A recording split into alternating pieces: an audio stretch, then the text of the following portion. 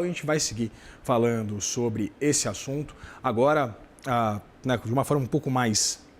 aprofundada com ele, com o Murilo Viana, que é economista da Gol Associados. Murilo, seja muito bem-vindo, boa tarde, é um prazer ter você aqui. Boa tarde, é sempre um prazer estar aqui com vocês. Murilo, eu queria começar entendendo exatamente a-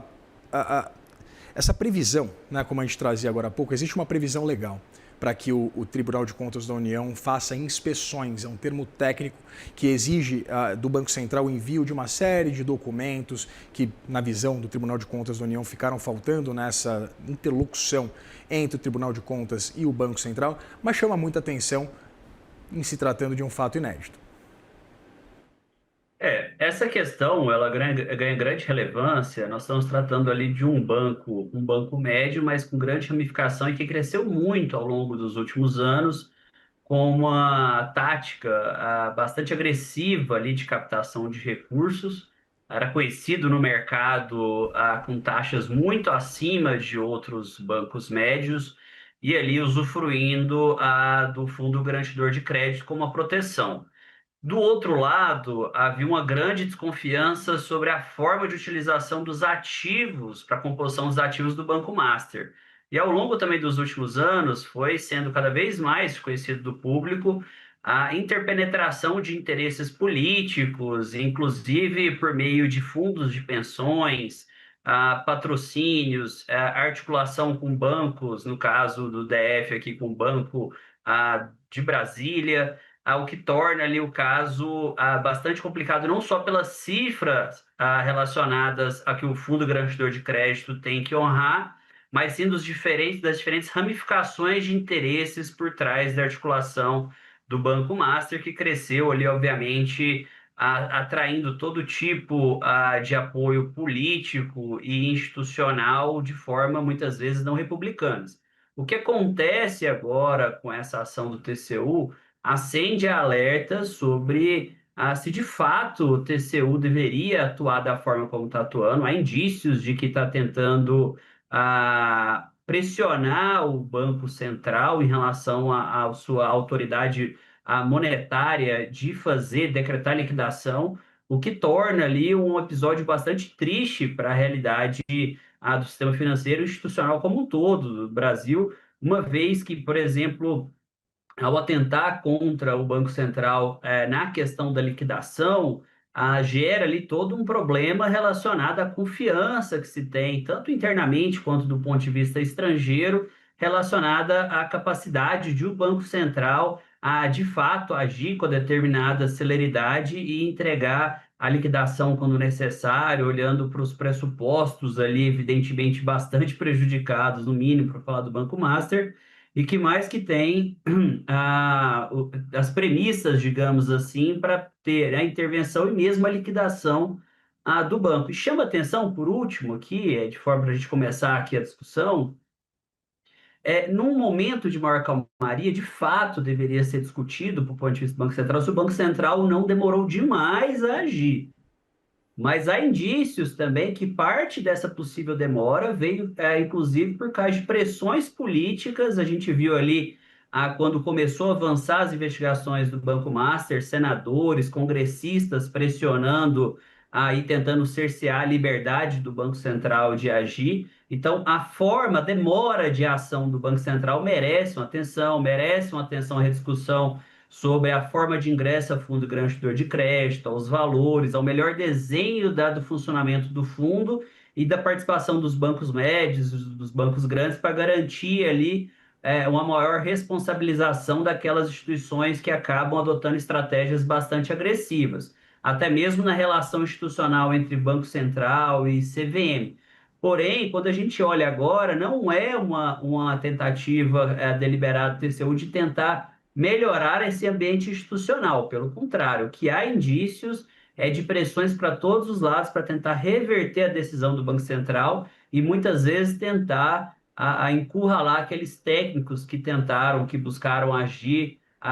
de ofício na sua atribuição, atribuído a eles para poder adotar a melhor ação em relação ao Banco Master. Murilo, muito interessante esses pontos que você traz. Relembra essa incursão por parte do Congresso Nacional na tentativa, por exemplo, de aprovar um projeto de lei que daria ao Poder Legislativo a possibilidade de remover diretores, né, servidores do Banco Central a seu bel prazer. Você relembra também essa discussão acerca da institucionalidade e da autonomia do Banco Central como uma instituição de Estado desvinculada ao poder da União, que não deixa, evidentemente, ele completamente à parte da possibilidade, por exemplo, de ser fiscalizado, de virar alvo do Tribunal de Contas da União. Não estamos aqui falando isso. Exatamente o ponto que chama a atenção é, a posteriori de uma decisão que, a partir de muita discussão ao longo dos últimos anos, é verdade, sobre essas práticas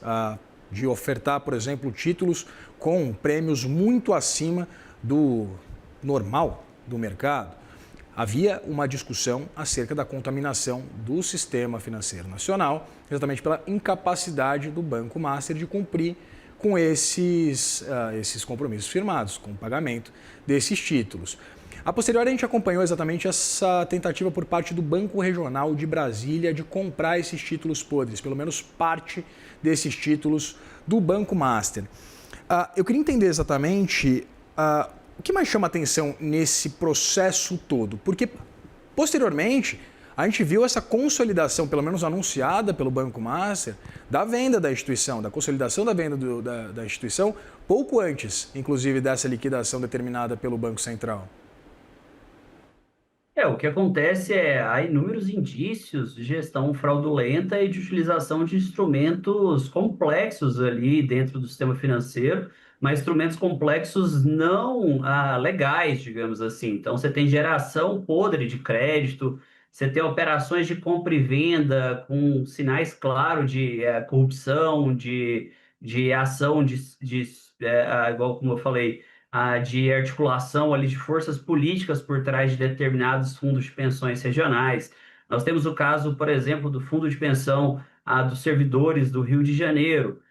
Eu, como especialista em contas públicas, nós sabemos o problema que tem na Previdência, por exemplo, no Brasil, e um dos pilares ali da reforma previdenciária foi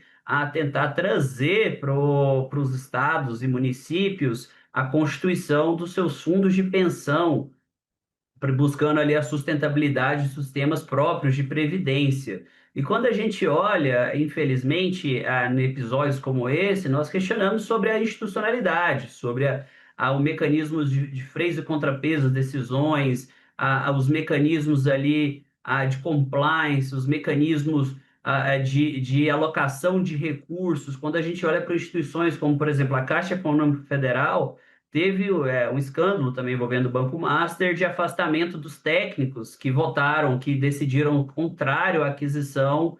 de títulos do Banco Master na casa de centenas de milhões de reais. Ou seja, há indícios bastante claros de penetração suprapartidário em diferentes níveis de governo, em diferentes instituições de Estado, contaminado, infelizmente, por ação não republicana do banco que está em discussão. Nesse tipo de situação, os técnicos do Banco Central se viram ali com uma geração de inúmeros indícios de fraudes cometidas e de problema de continuidade dos problemas, caso a instituição continuasse atuando, agindo, e ainda com um risco financeiro decorrente, por exemplo, da tentativa de articulação com o Banco de Brasília ou articulação com outras instituições de diferentes formas, e foi decidido tecnicamente a liquidação da instituição.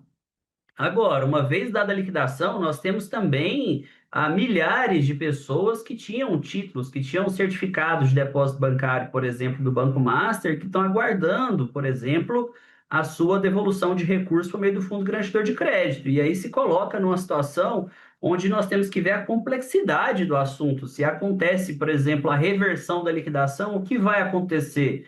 Não é uma decisão administrativa, uma decisão na canetada que vai voltar à situação de solidez dessa instituição, e muito menos da capacidade de pagar todo aquele estoque bilionário de recursos para quem tinha títulos, para quem tem títulos do Banco Master, e muito menos para todos aqueles diversos fundos de pensão que têm recursos aplicados, que infelizmente se viram ali com um percentual grande dos recursos aplicados na instituição financeira, e ainda todas as outras questões que ainda há de aparecer envolvendo, obviamente, a esfera criminal de uma forma bastante ampla. Ah, Murilo, aí tudo bem, sobra para a viúva, para o pagador de impostos, que está tudo certo. Você lembrou muito bem desses recursos né, contidos nesses fundos de pensão de diversos estados, mais de 1 bilhão e 800 milhões de reais não cobertos pelo FGC porque ultrapassam aquele investimento de 250 mil reais por pessoa jurídica, nesse caso, né? 250 mil reais por pessoa jurídica. Rio Previdência, você mencionou, tinha uma exposição de 970 milhões de reais a papéis do Banco Master nesses fundos de pensão. O Amapá, por exemplo, o Fundo de Previdência do Estado do Amapá, 400 milhões de reais. Como é que fica exatamente essa situação, por exemplo, por parte de aposentados, servidores, que contavam com esse dinheiro também nos seus planos de aposentadoria pagos junto a esses fundos? Infelizmente, muitas vezes isso depois se torna risco fiscal, há processos diversos contra as pessoas físicas que tomaram a decisão, mas também contra o Estado ou o ente ali que é o patrocinador, que muitas vezes tem a capacidade de decisão em cima da gestão de fundo, e infelizmente também de outro lado, prática comum, como aconteceu, por exemplo, quando nós tratamos do Correios, houve problemas envolvendo postales anos atrás, uns investimentos mal feitos e que depois, aí, infelizmente, uma grande parte virou ali deduções da remuneração dos próprios funcionários. Mas também risco fiscal, que depois foi coberto em parte também pela União. Então, os riscos são diversos. No frigir dos ovos, muitas vezes, acaba virando um risco fiscal somado ainda a uma deterioração da renda daqueles que deveriam se ver protegidos por meio dessa poupança ali complementar para a aposentadoria. E, infelizmente, esse tipo de ambiente acaba contaminando aquelas instituições que fazem o dever bem feito. Então, nós temos diversos fundos de pensão que vêm executando seus planos de investimento de forma adequada e, obviamente, acaba sendo um instrumento bastante interessante ali para poder dar uma solidez para o sistema previdenciário, o sistema complementar de previdência, e que, infelizmente, acaba que, devido a esses problemas de institucionalidade que nós estamos vendo, acaba sendo contaminada. Então, eu volto naquela questão de início, né? Esse caso Master, ele traz ali reflexões bastante amplas sobre as diversas institucionalidades, diversas formas de relacionamento entre freios e contrapesos que deveria existir, ou mecanismos, por exemplo, quando a gente pensa na previdência complementar, nós estamos pensando ali, por exemplo, na Previc, quando a gente pensa do ponto de vista do fundo garantidor de crédito, é óbvio, ele é formado ali por recursos privados, mas obviamente tem toda uma articulação com o Banco Central. Quando a gente pensa no time da liquidação, nós temos a ver se o Banco Central demorou demais ou não a fazer a liquidação e se averiguar o porquê que isso aconteceu. Muitas vezes os próprios técnicos tinham receio ali de uma investida política suprapartidária em diversas esferas. E vale lembrar que é algo comum que se tem, é o chamado apagão das canetas no setor público, uma vez que aqueles cargos de decisão, muitas vezes, quando se vê diante um risco bastante elevado ali de ação de um tribunal de conta ou de uma investida política, fica com receio de tomar uma decisão, porque depois acaba respondendo, por exemplo, na pessoa física, muitas vezes tem que pagar advogados com recursos próprios, ver seu nome vinculado supostamente a determinadas ações de fraude, de corrupção, e que muitas vezes depois acaba se comprovando. Obviamente, no setor público temos inúmeros casos de corrupção, de má gestão do recurso público, mas também é de conhecimento dos especialistas que tem que haver uma mudança também nessa forma de pressão que muitas vezes acontece para órgãos de controle como o Tribunal de Contas, que frequentemente acabam colocando o nome de pessoas que depois lá na frente vai ver que a pessoa não. O ato foi legítimo e acabou que essa pessoa teve que gastar muito dinheiro próprio para poder se defender, ficou com o nome em risco, ou a deterioração de imagem pessoal. E nesse caso também há toda uma discussão aí da atribuição do Tribunal de Contas da União, se não deveria estar agindo lado ao lado do Banco Central para tentar melhorar a institucionalidade e quando a gente vê, é muito notório que a ação é oportunística no sentido de encurralar o Banco Central em relação a essa ação e trazer mais insegurança para um cenário já bastante complicado. Pois é, né, Murilo? E ainda bem, temos a autonomia do Banco Central, mesmo com essas pressões que, notadamente, podem ter contaminado qualquer tipo de inércia ou até mesmo demora na realização de qualquer tipo de processo mais amplo, né? Um dos argumentos que, por exemplo, já foram utilizados como contrários a essa liquidação por parte do Banco Central do Banco Master é de que essa seria uma medida extrema, porém já havia uma leitura do próprio mercado, instituições financeiras, por exemplo, que ou deixaram de oferecer CDBs do Banco Master ou nunca ofereceram qualquer tipo de título ofertado pelo Banco Master, ou até mesmo quando ofereciam, colocavam como classificação de risco muito elevado num CDB. Isso realmente é um contrassenso. Dada essa percepção por parte do mercado, e evidentemente depois essa história toda mal contada que envolve a tentativa de venda para o Banco Regional de Brasília, em paralelo à questão de fato institucional, né, de liquidação ou não, da atuação do Banco Central, da fiscalização do Tribunal de Contas da União, mesmo dentro dos ditames mais corretos do mercado, com todo esse arcabouço de incerteza e falta de credibilidade desses títulos do Master, o banco teria condição de sobreviver? Há indícios de que não, e na verdade nós não temos as informações detalhadas do Banco Master. O Banco Master, as demonstrações financeiras públicas são demonstrações que depois perderam a credibilidade. Muitas dessas operações eram operações não tão evidentes dentro dos balanços, para dizer o mínimo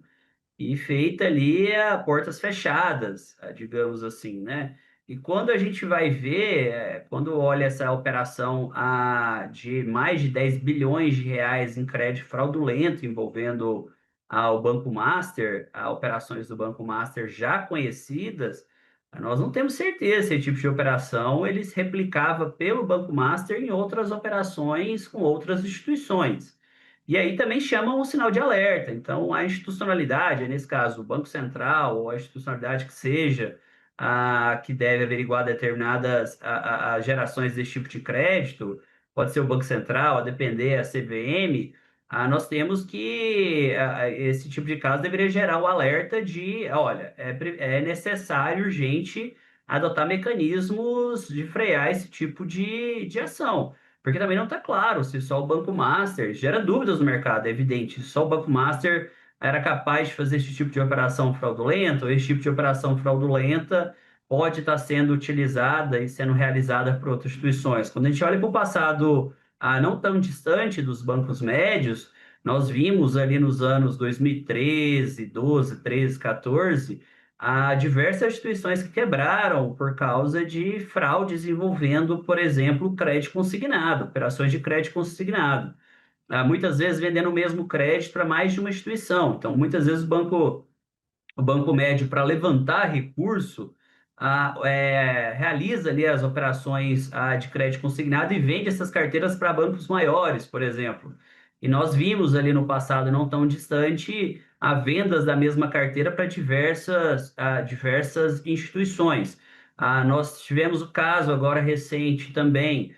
das fraudes do INSS, que também tem a ver com geração de crédito, óbvio, com as suas particularidades, mas geração muitas vezes de crédito de forma inadequada. Então, isso gera um sinal de alerta. E quando gera sinal de alerta, também, novamente, como especialista em contas públicas, nós vimos ali, por exemplo, durante anos, o Banco Central com um quadro funcional